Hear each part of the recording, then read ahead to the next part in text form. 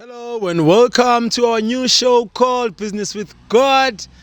It's an exciting one where we come to you when as a business lady or a businessman yaseZayoni. Of course, I'm not alone. I am with Nositha sesithombe sibi, indoda exabene nesithombe sibi, engafuni ukubona into embi. Njengoba namhlanje sila siphethe ubusiness with God. Khona into esonibonisa yona, ziyakhala. Sinani? Alright-ke bafethu, sekashilo-ke umuntu ozibiza ngositha sesithombe sibi, umuntu ongafuna ukuyibona into embi. Namhlanje siseSoweto, whereby we are opening our brand new show with your loved one of the brand owners zala eZayoni, nimazi kakhulu. But let me not spoil it and just go straight to him.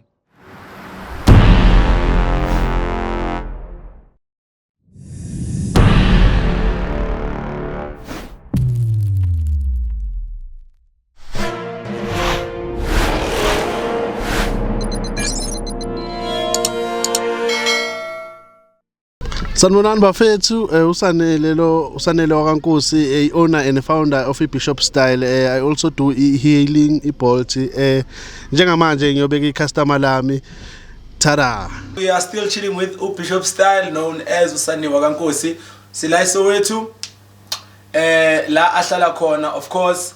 Nibonile ukuthi usichazele ukuthi healing driver. Of course, he's the founder of Bishop Style. Now I'm not alone. It's our brand new show, Business with God. Ngamba naye uthe ubani ngo Usitha sesithombe sibi. Yeah. awubize futhi. Yeah, usitha sesithombe sibi, indoda exabene nesithombe sibi. Yeah. Angibona isithombe sibi ngiyagudluza. Akudlali. Uyalungisa. Ngalungisa kahle yabo ukuthi kuvela into eqondile. Sure. Njengabafowethu ngoba benze bo Bishop Style kanje, bazogqama nabo into yabo ibonakala. Uzobashoot. Kabi. Alright. Mfowethu Nkosi. Sure mfethu. Sure. Siphumile ke ku healing driver. We got to understand ukuthi e-hailing. Yeah. Of course, you are running your own business. Tell us about business style. Yini? Bishop Style. Right. Bishop Style. Yeah. Sure.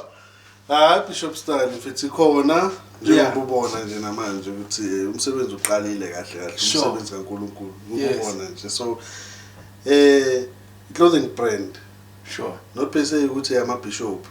Oh. Yes. But yona isuperior. Ngabiza kanjalo because not siyazi ukuthi ama bishop vela abantu abaphezulu, so sithatha ngalo ndlela ukuthi ile style lesiphezulu kahle kahle. Ngokuyichaza ngokwenkolo. Ihamba kanjalo. Ila enkolweni kahle hle. No, angithi ngiyakholwa baba. Oh, ngiyakholwa. So manje ihamba kanje ngichazela ngoba nawe umuntu okholwayo engikwazi ukuthi usindisile. Yeah. So injalo baba, ihamba nje kanjalo. So wenziwa yini mfowami ukuthi mhlawumbe wonke amagama ukuthi mhlawumbe akhona mase wena wakhetha ukuthi uqale into ethi Bishop nanokuthi mhlawumbe masingenise ebantwini i-vision yakho ukuthi mhlawumbe uzoyibona ifike ebantwini ngandlela yaphi umsuka kwayo nje eqaleni kwayo. Yeah. Okay. Bishop Style kahle kahle. Bengibizwa ngostyle kahle kahle. Oh, ustayle. Yeah, kwasikazi so but ustayle. So I decided ukuthi mina mangiyibiza istyle angabi istyle ukuthi style because ziningi istyle. Yeah, hey, definitely. Yeah. Ngazama ukwenza into nyana ehlukile ukuthi ibe iBishop Style yona. Okay. So angeke uzuhambe uthole noma ikuphi lo gama ukuthi Bishop Style. Ayithi manje nokuthi wenza ibrand uthi uyahlangana nokumunye kanjalo. So mina le ihlukile nje kanjalo. Yeah, ihamba nje kanjalo. So mina ngifuna ukwazi wena mangethe ukuthi ihlukile kahle hle. Yabo mina ngokucabanga kwami ngeke ngambona umfo umuntu kahle womswenke. Yabo ngabona kwesinye isithombe sama awards ukuthi kanjani. Ngabona ukuthi lento estyle isuka la kwase kuba uBishop waseyixuba nje ngendlela mhlawumbe seyixuba ngayo ukuthi okay mhlawumbe mawukuthi sengithatha into yami ngoba ngumuntu mhlawumbe wenqephu nanokuthi abantu mhlawumbe ngizobabonisa ngalendlela ukuthi thina lento sayibuyisa mase sifaka ekukholweni. Yeah. Ngoba inoNkulunkulu angithi phakathi singamakholwa ngoba sisonke sonke. Ya profit. Yeah. Okay, wambe emagameni wakho kahle hle. Uyangithintela yeah. Shayiqiniso nje ukuthi yona ihambelana nostyle but ustayle futhi okhona nasenkolweni kakhulu so kahle kahle nje yonke lento ukwenza kwayo ukuba unique nje ukuthi okay sure ingafani nezinye eziseceleni. Let's talk about ama challenges mhlambe mhla uqala udecide ukuthi manje you are coming out to ebantwini mhlambe ngicabanga ukuthi who was your first customer yabo because of yazi ukufaka into especially la ebuyonini kuyahlatshwa la izinto kakhulu so it becomes difficult ukuthi introduce into entsha. How was it like introducing iBishop style? Yazi benginovalo nje kahle kahle mayiqala but ngokuzwa abantu mabe commenta kuleyo nto le ngibona ukuthi kushuthi kahle kahle lento ikhona because makumele ngiqale yazi ezinye izinto nje ama challenges engingawasho mhlambe icapital Sure lento ukuthi ufuna ukwenza into so uyayipicture ngale picture ngayo and then sewuyaqala mawuqala kancane awusaqali ngalento leyo ufuna ukuyiqala wena so but just because ufuna ukuqala kwamele uqale la wenze lokhu ukuze uzokwazi ukuthi ufike lapha.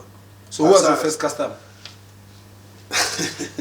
Awukabe lemahluko first ever mama sekhaya yabo into njengalezo nanokuthi mhlawumbe masebona vele ukuthi ungaqamba manje lento na hayi ibhuti wami my elder brother ubani uSiphamandla waNkosi undaba ezithi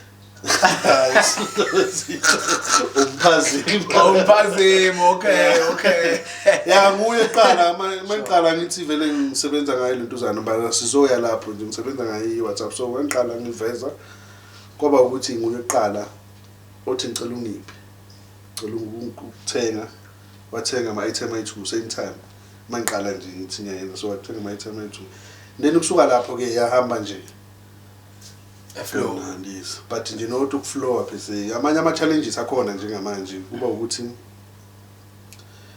abantu yazo indaba ukubhadala ukuthi vele mhlambe just to save time mangethe uzongena mhlambe nami ufuna ungena but I just want to know ukuthi how does it work njengokuthi manje ukubhadala are you working like abo TGF whereby umuntu uthatha into wabhadala kancane njengokuthi nama challenges okubhadala?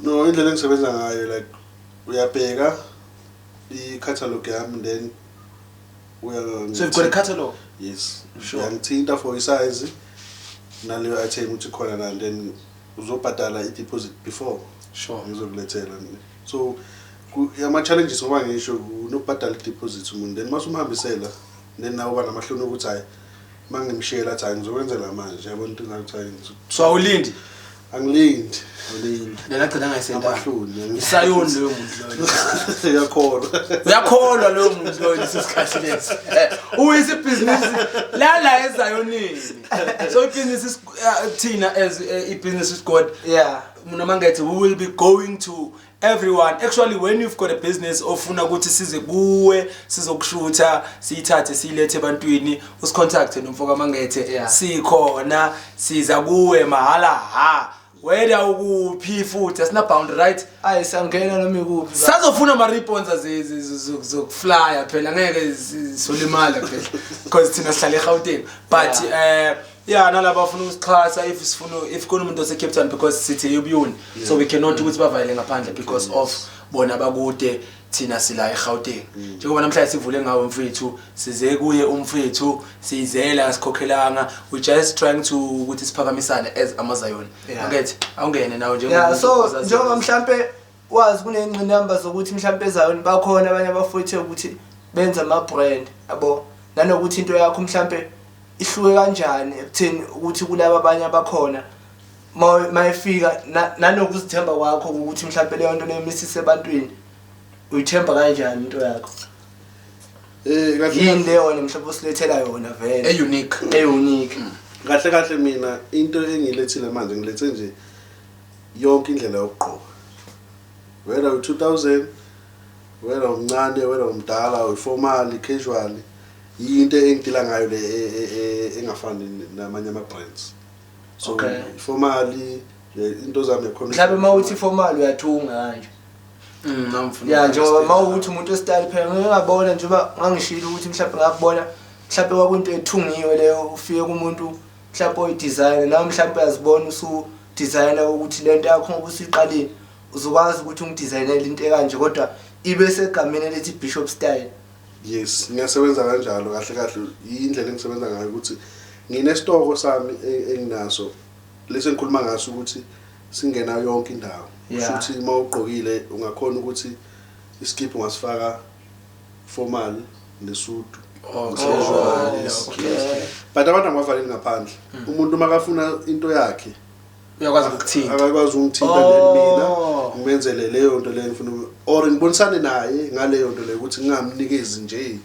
But ngibonisane naye ukuthi masingenza so umuntu ahambe happy ene lapho angicharge lutho ke lapho nje ngiyasiza kuphela. Ayikho ku stock sami mina. Istock sami angidesignele omunye umuntu futhi angivumele omunye umuntu ukuthi afune ukushintsha. Okay. But when ufuna lento leyo ufunayo ngizokwenzela ngalendlela ezokujabulisa kuphela. Before ngiya kule question engifuna, I want to know the concept behind this Bishop Style t-shirt lengathi newspaper. Newspaper, right? Yeah, newspaper. Yeah. Ibuya ngicabanga kanjani into lebhalweni indaba mhlawumbe umuntu weindaba yabona mhlawumbe umuntu le design le ibonisa yonke into ukusuka kweBishop Style nokutholakala na yonke into kahle kahle yeBishop Style ihamba lapha umlando kahle kahle. Sengizwile thina njengabantu abajulayo sibuye sikwazi ukuthi ubambe lo msebenzi. Ayizwi yaphi leyo nto le. Kodwa ngoba ke abantu abazi nje mhlawumbe usemandlulisa. Sebachazela. Ihamba kanjalo kahle kahle ayigcini ngedesign ukuthi uyaqoka ube muhle mara le newspaper ephethe yonke into yeBishop Style. Serious? Mawayivula ubheke yonke iphethe yonke into. Mhlambe ekhwapheni nje umlando ukuthi ubana zange akukhokhele. Yeah, yonke ayikhokhela. Ayikhokhela mara yona ihamba nje ngayo yonke into. Kusho ukuthi uba nomqondo weBishop Style ukuthi iBishop Style isuka la ihamba la ifika la yenza Okay. So imayelana nalento not just in the newspaper nje ukuthi. And then prices mhlambe angethe okay uzongena uma ngethe prices hamba kanjani? Ama prices sicala sinama t-shirts ne aqala ku 300. Okay. Going upwards to 450. So minimum of 300 rand, maximum of 450. maximum of 450 rand. And then if umuntu how long does it take for you to deliver whatever item or due? 3 to 5 days. 3 to 5 days. No matter where ulomuntu icon noma only operating around Gauteng. Noma ngabe kukuphi. Sisebenzisa iPaxi for lo 3 to 5 days. Sisebenza ngayo ukuthi ifike ngayo mangabe short. But makuba useduzane ngiyakudeliver because it's an extra cost. Yeah, 100 rand for you delivery. Yeah. Okay. So mangethe ngaphambi kuba ungene, I know you are born and bred a Vryheid KZN Mondlo, right? Yes. Let's talk about the support. Comparing now Johannesburg where you reside now versus indawo ozalelwe kuyo lo. I-support uyithola kuphi kakhulu? Yaba ngisho ngithi iyalingana. Ngaqamba manga. Kwamampela. Siyabalansisa. Ungabalansisa. Kwamampela. Ungasabi, angithi la siyalungisa. Kwamampela. Angithi kakhulu ngapha kunamazayoni ngapha. Amazayoni angisupport. Sure. Yeah. Then ngalo kunabantu engikhule nabo. Akhona amazayoni. Akhona namazayoni. So ayakusupporta wona na. Mawungasupporta wasupporta mhlamba azoshintsha na. Hayi kahle wona. Angithi ngikhuluma ngabantu angithi balance kanjalo ngapha amazayoni ngapha abantu engikhule nabo. So lawa ngale kahle kahle. Awakasebenzi. Yeah. But wona ngala boostwa abantu engikhule nawo. Yabona so that's why angifuni izibooster. Amazayoni ayabhatala unababhatali na. Bangetha hayi ngongene. Amazayoni aseFriday awakangisupport. Next. Bakhona nje few ngabala ke 3 4 5. Ezayoni ezingaka. Yes. But ekasi Abona ngicabanga ukuthi mhlawumbe ngoba sebeyibona lento le bazolungisa ngomhlanje change because charity begins at home. Yeah. Ngoba kumele la ukhula khona nanoma kuthiwa vele abantu bathola ngaphandle. Kodwa nalabo kumele ibabambe lento le ukuthi ubafu sisuka naye kude. Sure. Sicela ukuthi mhlawumbe simkhulise simphakamise simsupport.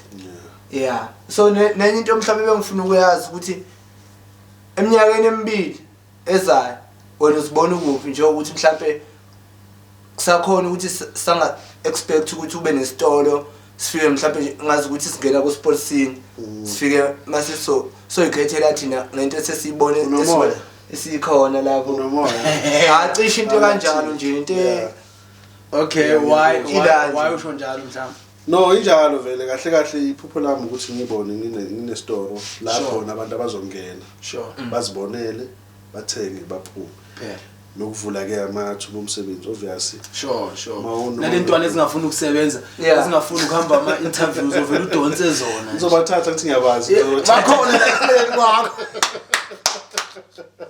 okay sure hayi njalo ngiyafisa ukuthi ngibe netoro ukuthi ngazi ukuthi umuntu uyongena kanjalo umsebenzi uba mncane kakhulu if there would be anyone who's financially stable ongathanda ukuxhasa ongiqhana ukuassista personally what would you say to them mhlawumbe kubo bonke abamamele abangafisa ukuthi bangixhase ngiyafisa ukuthi kahle kahle noma ngasiya imali noma ngasiyo imali kahle kahle usizo noma ngabe luphi abafisa ukungixhasa ngalo bengangithinta kule number ethi 069 809 9848 so akukho ukuthi khona okukhulu o khona okuncane kahle kahle ngokufisa kwami bengifisa ukuthi kuphele lo nyaka nami sengine store ngikhule so noma ngabe yini noma ngabe kungakanani as long as kusuka enhlizweni abazalwane befisa ukungisiza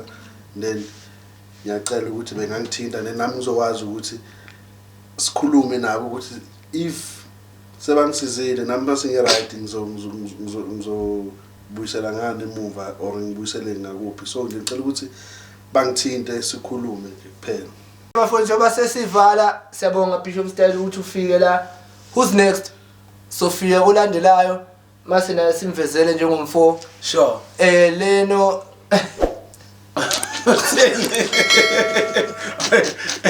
I know it's an exciting one mfethu ujabule kakhulu sekajahile ukuthi size kuwe lapho if you want us to come kuwe whether okuphi as long as uyisayoni sisure ukuthi uyisayoni uze nobufakazi ubeke lapho ukuthi uyisayoni definitely we're going to come to you make sure ukuthi we represent and advertise whatever business onayo whether we are baker whether we are aina whether we are washer whether ubolekisana ngemali laba ayinayo Sophia siphethe amajazi sibone ukuthi uyawenza lokho kwangempela umuntu engathi ayina nje kanti into osuku ungayiboni uqalela ekhaya yes yebo phela wena unesigodlo abantu whereby they come to consult siyeza sishuthe ibench lakho and make sure ukuthi we bring more people kuwe ngoba abantu egcineni fanele baphile this is business with God nomfoka amakethe gama lami uNkosinathi uNastro wakamlangeni wena ke sitha sesithombe sibi yebo phela